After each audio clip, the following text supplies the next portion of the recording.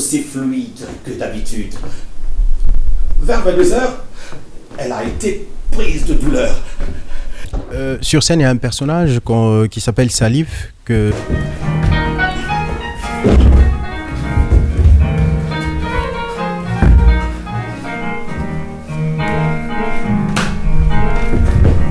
Le son, c'est quelque chose où le spectateur se fera son avis. Nous, on n'en est pas responsable.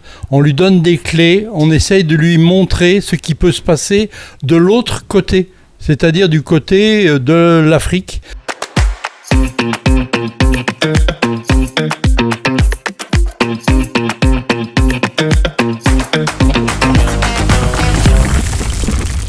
Tu peux toujours crier haut et fort. Sali, bâtard que Moussa me traite de bâtard. Écoute Moussa. Quand je reviendrai, j'aurai plein de pognon. Je rachèterai ta boutique et tout le stock. Quand je reviendrai. Bon, ça va, ça suffit, Sali. Ça va. Bon, c'est fini. Tu vas où? Je me tire, puisque tu me vires. Non, tout à l'heure tu disais, quand je reviendrai, tu vas où?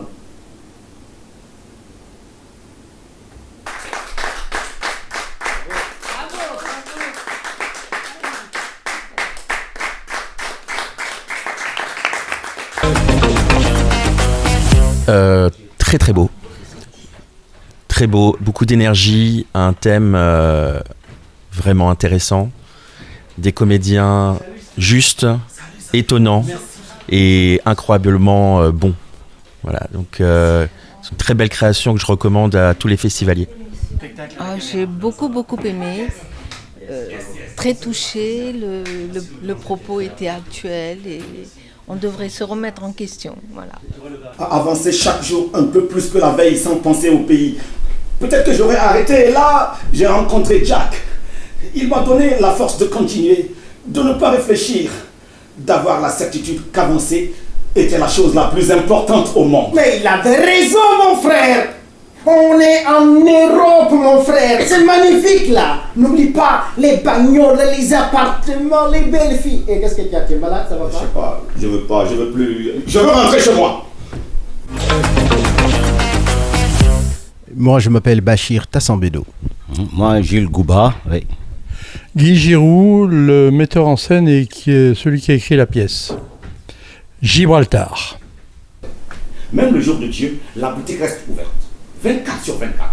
Et je trouve toujours ce que veut le client. Et j'en ai des difficiles, hein.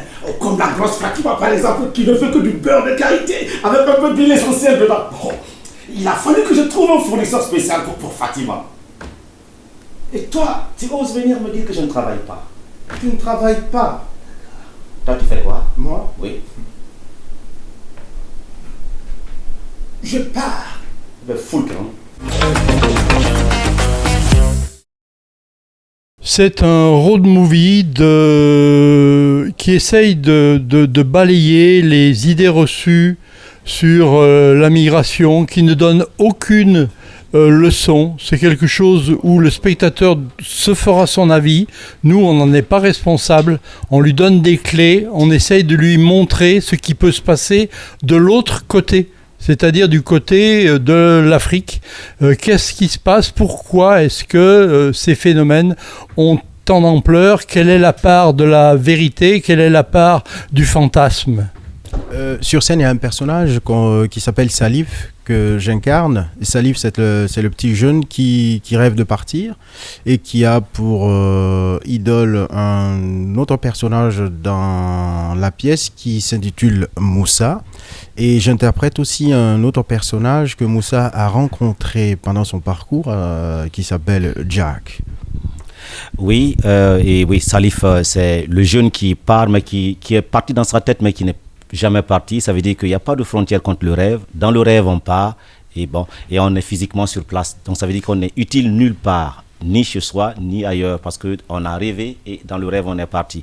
Et son père, qui est aveugle, voit tout ça. C'est important de souligner, l'aveugle voit tout ça, mais il n'a pas de force. C'est comme nos sociétés actuellement. Oui, qu'est-ce qu'on peut faire contre l'immigration? Est-ce qu'il y a une barrière contre le rêve? Elle m'a fait voir leur couleur qui change au cours de la journée. Je lui ai dit qu'elle se fatiguait, mais elle était heureuse. Elle courait. revenait me toucher, repartait dans le site. Lorsque nous sommes rentrés le soir sur la mobilette, j'ai senti que sa conduite n'était plus aussi fluide que d'habitude.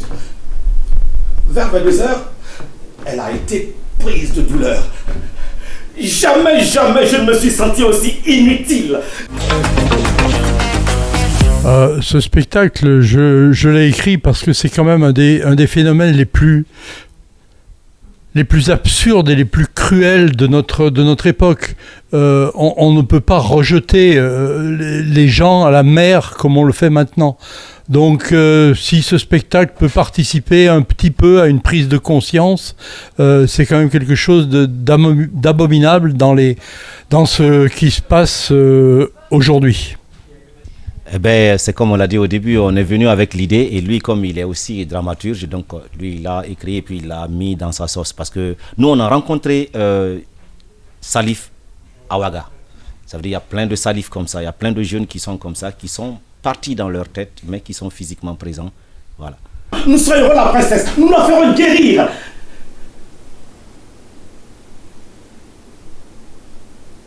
Fatoumata est morte.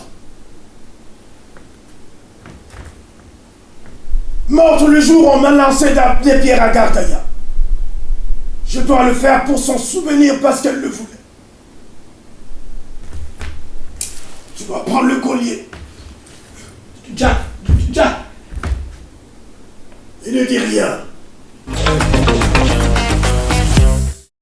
Oui, alors on a un autre projet, on a une création qui s'appelle Frères, qui est aussi sur un phénomène qui se passe beaucoup autour des mosquées dans certains pays d'Afrique où des jeunes sont recrutés.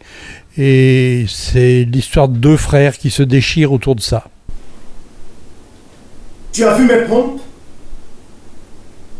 Des merdes chinoises ou coréennes. Tu sais que j'ai l'air d'un vrai nul avec ça. Il me faut de la marque. Quand je sors, je regarde mes pieds, j'ai honte. J'ai l'impression que la terre entière regarde mes pompes. Pour moi, c'est grave important les pompes. Plus que le pantalon, plus que la chemise. D'ailleurs, on dit... Donner des conseils, ça va être un peu prétentieux de ma part, mais ce que je retiens de ce métier, c'est un métier qui demande beaucoup d'humilité et beaucoup de travail. Oui, c'est ça. C'est humilité et travail. Je ne sais pas quoi rajouter. Voilà. Et beaucoup de concentration. Ouais. En tout cas, c'est une décision de vie. Et c'est très difficile, il faut le dire. Travail.